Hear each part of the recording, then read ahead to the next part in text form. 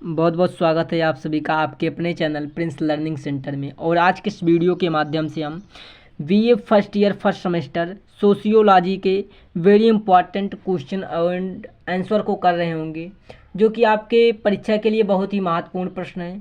तो वीडियो को लास्ट तक ज़रूर देखिएगा। चैनल पर पहली बार आए तो चैनल को सब्सक्राइब कर बेल आइकन को ऑन कीजिएगा, ताकि आने वाली वीडियो का नोटिफिकेशन आपको मिलता रहे। चलिए बिना देर के हुए शुरुआत करते हैं आज के इस सेशन की। तो आज की इस वीडियो का हमारा जो पहला प्रश्न है वह सामाजिक संस्थाओं का स्वरूप, प्रकार और सामाजिक महत्व को समझाइए। इम्पॉर्टेंट क्वेश्चन है, सामाजिक संस्था क्या होती है। 3 नंबर से प्रश्न यहीं से काट सकता है, सामाजिक संस्थाएं क्या हैं। ठीक, तो ये लॉन्ग में अगर पूछेगा तो 6 नंबर में इस तरह से अगर पूछता है कि सामाजिक संस्थाओं का स्वरूप, प्रकार और सामाजिक महत्व को समझाइए, तो 6 नंबर में पूछेगा, नहीं तो 10.5 नंबर में पूछेगा। 3 नंबर में नहीं पूछेगा। 3 नंबर में पूछेगा तो कब पूछेगा, वो पूछेगा कि सामाजिक संस्थाएं क्या हैं। ठीक, तब आपसे 3 नंबर में पूछेगा। पिछले वीडियो में हमने कई सारे टॉपिक्स को, इंपॉर्टेंट टॉपिक्स को कवर किया था। हमने कई सारी वीडियो अपलोड कर चुके हैं। अगर आपने नहीं देखा है तो डिस्क्रिप्शन में लिंक मिल जाएगी, आप वहां से उनको भी देख सकते हैं। तो आइए इस प्रश्न का आंसर करते हैं। इस प्रश्न का आंसर क्या होगा, तो इसका आंसर देखते हैं। सामाजिक संस्थाएं वह संगठित व्यवस्थाएं हैं जिनके माध्यम से समाज अपने उद्देश्यों की पूर्ति करता है। ये संस्थाएं मानव जीवन को दिशा देती हैं, सामाजिक नियंत्रण बनाए रखती हैं और समाज में स्थायित्व लाती हैं।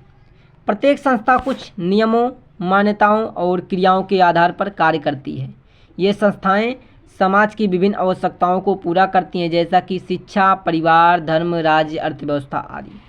देखिए, सामाजिक संस्थाएं होती क्या हैं। सामाजिक संस्थाएं वे संगठित व्यवस्थाएं हैं जिनके माध्यम से समाज अपने उद्देश्यों की पूर्ति करता है। समाज में जो लोग रहते हैं वे अपने उद्देश्यों की पूर्ति करते हैं। किसके माध्यम से? सामाजिक संस्थाओं के माध्यम से। ये संस्थाएं मानव जीवन को दिशा देती हैं, एक नया मार्ग प्रदान करती हैं, सामाजिक नियंत्रण बनाए रखती हैं और समाज में स्थायित्व लाती हैं, स्थायित्व लाने का कार्य करती हैं।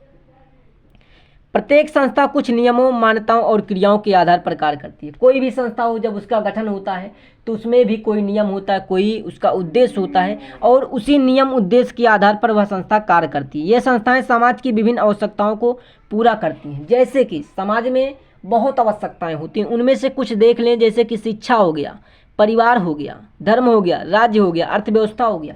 इन सभी आवश्यकताओं को पूरा करने का कार्य करती हैं सामाजिक संस्थाएं। इन सभी आवश्यकताओं को पूरा करती हैं। मुख्य प्रकार की सामाजिक संस्थाएं कुछ इस प्रकार हैं, जैसे कि परिवार हो गया, शिक्षा हो गया, धर्म हो गया, राज्य हो गया, आर्थिक संस्था हो गई। ये कुछ मुख्य संस्थाएं हैं जो कि आपके समाज को सुधारने के लिए समाज में ये बड़ा योगदान देती हैं। इन संस्थाओं का सामाजिक महत्व अत्यधिक है। ये व्यक्ति को समाज के अनुरूप बनाती हैं, सामाजिक अनुसंधान स्थापित करती हैं, प्रत्येक सामाजिक परिवर्तन मार्ग प्रस्तुत करती हैं। संस्थाएं व्यक्ति के व्यवहार को नियंत्रित करती हैं, उसे उत्तरदायी बनाती हैं और समाज में संतुलन बनाए रखती हैं। बिना समाज में अराजकता फैल सकती है। इनके बिना समाज में अराजकता फैल सकती है। ओवरऑल कहें तो ये संस्थाएं जो होती हैं इनका अत्यधिक महत्व होता है समाज में। व्यक्ति को समाज के अनुरूप बनाती हैं, व्यक्ति जो है उसको समाज के रूप में ढालती हैं, समाज के रूप में अनुशासन स्थापित करती हैं, सामाजिक परिवर्तन मार्ग प्रशस्त करती हैं। संस्थाएं व्यक्ति व्यवहार को नियंत्रित करती हैं, उसके उत्तरदायित्व बनाती हैं, समाज में संतुलन बनाए रखने का कार्य करती हैं, और इनके बिना समाज में अराजकता फैल सकती है। ठीक, इस प्रकार सामाजिक संस्थाएं समाज की रीढ़ की हड्डी होती है। इनकी मदद से सुचारू रूप से संचालित होता है। व्यक्तियों में अनुशासन और उत्तरदायित्व की भावना विकसित होती है। ठीक, अगला प्रश्न देखते हैं। सामाजिक समूहों का वर्गीकरण कीजिए एवं उनके महत्व को स्पष्ट कीजिए। ठीक, इस प्रश्न को हम पहले ही देख चुके हैं। तो अगला प्रश्न देखते हैं। मानव और पशु समाज में अंतर स्पष्ट कीजिए। ठीक, मानव और पशु समाज में क्या है, अंतर क्या होता है, स्पष्ट करना है। यहाँ से एक प्रश्न 3 नंबर के आप कह सकते हैं। मानव 3 नंबर में कभी कभी आ जाता है। मानव से आप क्या समझते हैं, मानव क्या है, डायरेक्ट ऐसे मानव क्या है। ठीक, तो मानव और पशु समाज में अंतर स्पष्ट करने को कह रहा, तो आइए इसको देख लेते हैं। इंपॉर्टेंट कह सकते हैं, कभी कभी एग्जाम में ये प्रश्न आ जाता है। तो चलिए, मनुष्य और पशु दोनों सामाजिक प्राणी होते हैं, किंतु दोनों में समाज में मूलभूत अंतर पाए जाते हैं। मनुष्य जो है और पशु जो है सामाजिक प्राणी है। मनुष्य भी एक प्राणी है, पशु भी एक प्राणी है, किंतु दोनों में समाज में मूलभूत अंतर पाए जाते हैं। कौन से अंतर हैं? मनुष्य का समाज अत्यधिक विकसित है, संरचित है, संस्कृति होता है, जबकि पशु समाज सीमित और स्वाभाविक प्रवृत्तियों पर आधारित होता है। देखिए मेजर डिफरेंस क्या है कि मनुष्य का जो समाज है वो अधिक विकसित है, संचरित है, सांस्कृतिक होता है, जबकि पशुओं का समाज सीमित और प्रवृत्तियों पर, स्वाभाविक प्रवृत्तियों पर होता है। मानव समाज नियमों, संस्थाओं, मूल्यों और विचारों पर आधारित होता है। मनुष्य भाषा, लेखन, संस्कृति, धर्म, विज्ञान, नैतिक आदि के माध्यम से समाज का निर्माण और नियंत्रण करता है, जबकि पशु समाज मुख्यतः जैविक, स्वाभाविक प्रवृत्तियों पर आधारित और उनका व्यवहार जन्मजात होता है। उनमें निर्णय लेने की स्वतंत्रता या विचारशीलता बहुत कम होती है। मानव समाज गतिशील और परिवर्तनशील होता है, उसमें गति हमेशा बनी रहती है और परिवर्तनशील होता है, हमेशा परिवर्तन होता रहता है। व्यक्ति नई खोजें करता है, संस्थाओं का निर्माण करता है और सामाजिक सुधार लाता है, जबकि पशु समाज अस्थित्व होता है, वह व्यवहार में कोई विशेष विकास या परिवर्तन नहीं कर पाता या नहीं हो पाता। मानव अपने समाज को कानून, शासन, शिक्षा और आर्थिक संस्थाओं के माध्यम से नियंत्रित करता है, जबकि पशु में ऐसी संस्थागत व्यवस्था ही नहीं होती।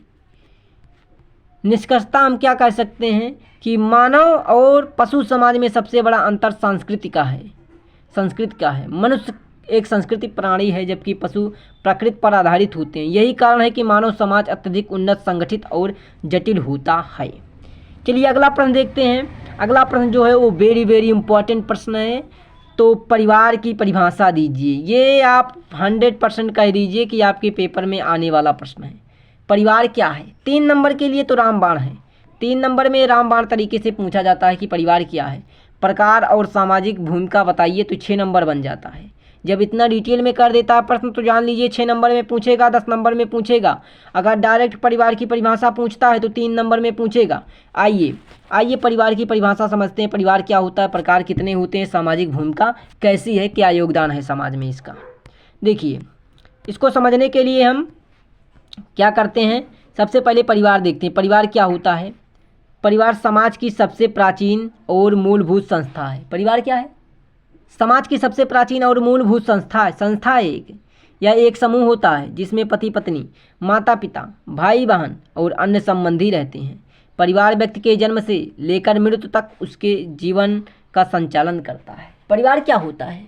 परिवार एक समाज की सबसे प्राचीन मूलभूत संस्था है और यह समूह होता है जिसमें पति पत्नी, माता पिता, भाई बहन, अन्य संबंधी साथ में रहते हैं। परिवार व्यक्ति के जन्म से लेकर मृत्यु तक उसके जीवन का संचालन करता है।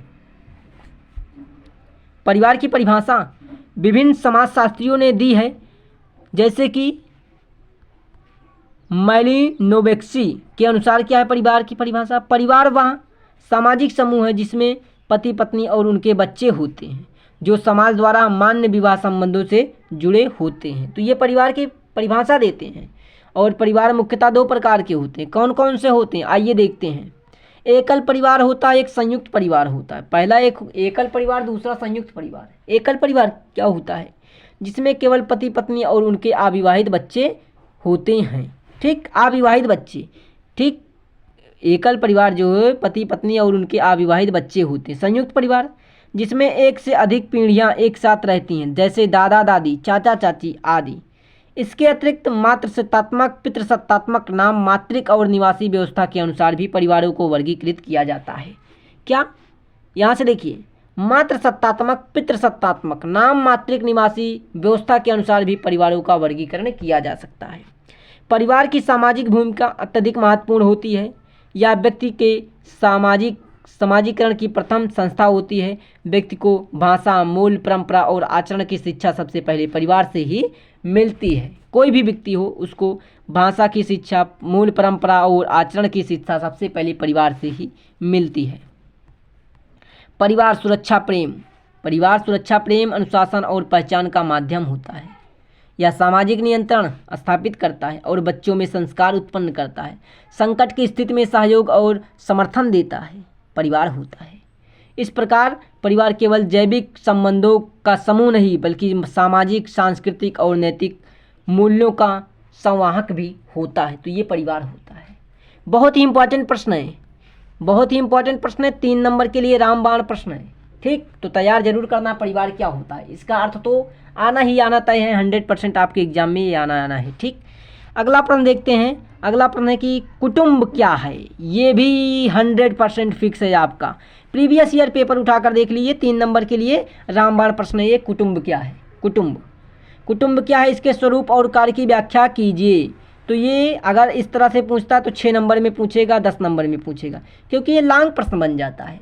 अगर 3 नंबर में इसको पूछना होता है तो डायरेक्ट यहीं से ये पूछ लेता कि कुटुंब क्या है, और बाकी कुछ चीज़ नहीं पूछता, कुटुंब क्या है। ठीक, चलिए इसका आंसर करेंगे। इसका आंसर किस प्रकार हम लिखेंगे, आइए देखते हैं आंसर कैसे लिखना है। कुटुंब अथवा किनशिप, तो यहाँ से एक नाम आपको और मिल जा रहा है, किनशिप। कभी कभी कुटुंब ना देकर किनशिप दे दिया तो आपको कन्फ्यूज नहीं होना है।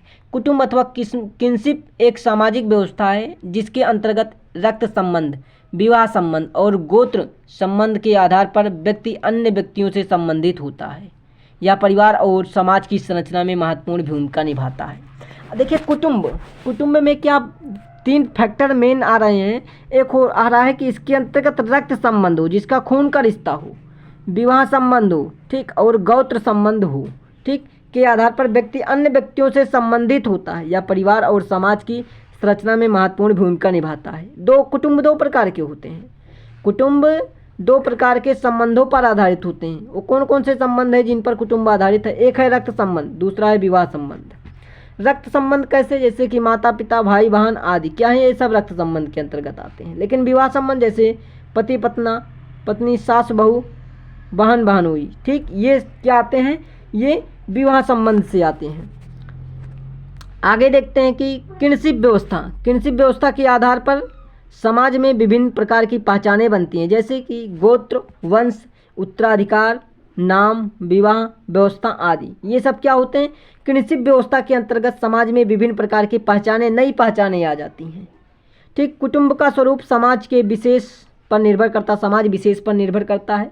भारत में पितृसत्तात्मक व्यवस्था में पिता की रेखा से वंश चलता है, जबकि कुछ समाज में मातृसत्तात्मक व्यवस्था होती है। देखिए यहाँ से क्या कह रहा है कि भारत में पितृसत्तात्मक व्यवस्था में पिता की रेखा से वंश चलता है, जबकि कुछ समाज में मातृसत्तात्मक व्यवस्था होती है या फिर है। कुटुंब समाज में अनेक कार्यकर्ता या सामाजिक संरचना संबंधों को व्यवस्थित करता है। विवाह नियम, उत्तराधिकार, निवास पद्धति तथा गोत्र व्यवस्था इस प्रकार आधारित होती हैं। इसके अतिरिक्त यहाँ व्यक्ति को पहचान, सामाजिक स्थिति और सम्मान प्रदान करता है। विभिन्न सामाजिक कर्तव्यों, अनुष्ठानों और परंपराओं का निर्णय भी कुटुंब व्यवस्था से ही होता है। इस प्रकार कुटुंब समाज से संगठन आधारशिला, इसके बिना पारिवारिक सामाजिक जीवन अधूरा रह जाता है। तो ये होता है कुटुंब, जो कि एक वेरी इंपॉर्टेंट क्वेश्चन है। ठीक, कुटुंब, तो आपको इसको तैयार जरूर करना है, इग्नोर किसी भी हाल में आपको इस प्रश्न को नहीं करना है। 100% आपके पेपर में ये प्रश्न आने वाला प्रश्न है। ठीक, 3 नंबर के लिए तो रामबाण प्रश्न है 3 नंबर के लिए। तो आज की इस वीडियो में हमने बीए सोशियोलॉजी के बहुत ही महत्वपूर्ण प्रश्नों को देखा और उसके आंसर को किया। तो वीडियो पसंद आई हो तो वीडियो को लाइक, शेयर, चैनल पर पहली बार आए तो चैनल को सब्सक्राइब कर बेल आइकन को ऑन कीजिएगा, ताकि आने वाली वीडियो का नोटिफिकेशन आपको मिलता रहे। मिलते हैं नेक्स्ट वीडियो में, तब तक के लिए आप सभी को धन्यवाद।